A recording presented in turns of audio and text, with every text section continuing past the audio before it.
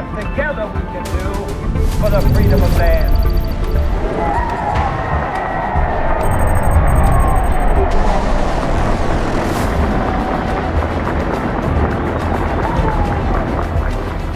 Monday, March 24th, 2025. The Trump administration is reviewing how its national security team sent war plans to a magazine editor.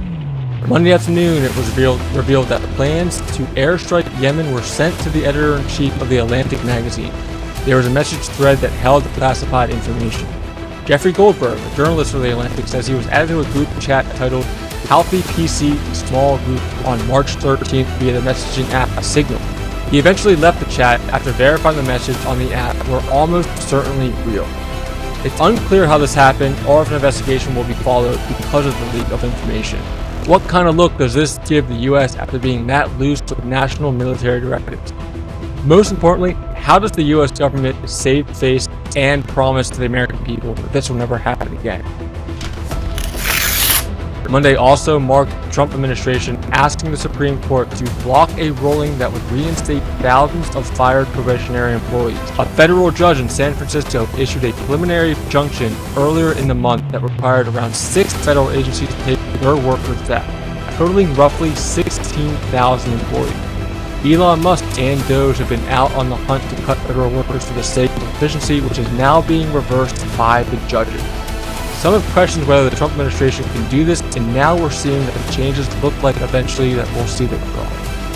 We're now seeing, first and foremost, the challenges that Trump and his administration, most importantly Doge, are facing with the federal judges and these budget cuts to the military and government at whole. All in all, what will the result be? The layoffs were not an executive order, but rather an attempt to reduce the amount of federal employees to save money and become more efficient with the workforce and unnecessary people. Russia's accused of hollow peace talks as a strike injures dozens in the Ukrainian city of Sumy on Monday. This comes just days after Russian and American officials met in the capital of Saudi Arabia, Riyadh, to discuss a pause in the war. So the fact that Ukrainian leaders cannot meet directly with Russian leaders shows that a deal is distant, but talks are still happening in the US, which is promising. On Monday, Ukraine's Prime Minister Denis Shmyhal took to X, stating, "The attack from Russia was, quote, once again showing that it wants to continue the terror. The international community must increase the pressure on Russia to stop the aggression and ensure justice and save the lives of Ukrainians." As a reminder, the deal reached last week to a 30-day ceasefire has not been followed by either side. We have to ask, does anything truly change in this conflict without the involvement of more foreign power, of the United States getting seriously involved? On Monday, President Trump's border czar, Tom Homan, blasts blue states as report shows it's releasing illegals charged with horrific crime on low bail.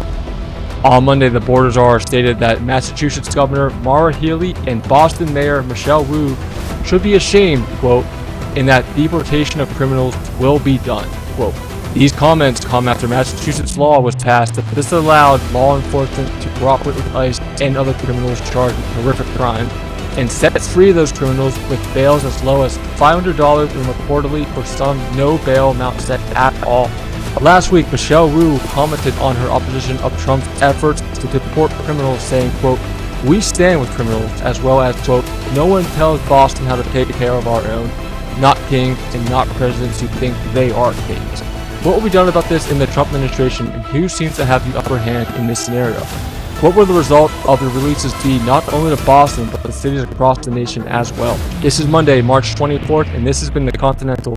Please make sure to subscribe to our YouTube down below, as well as all of our socials, and we'll be sure to see you tomorrow with the latest updates on what's going around in the nation and the world beyond.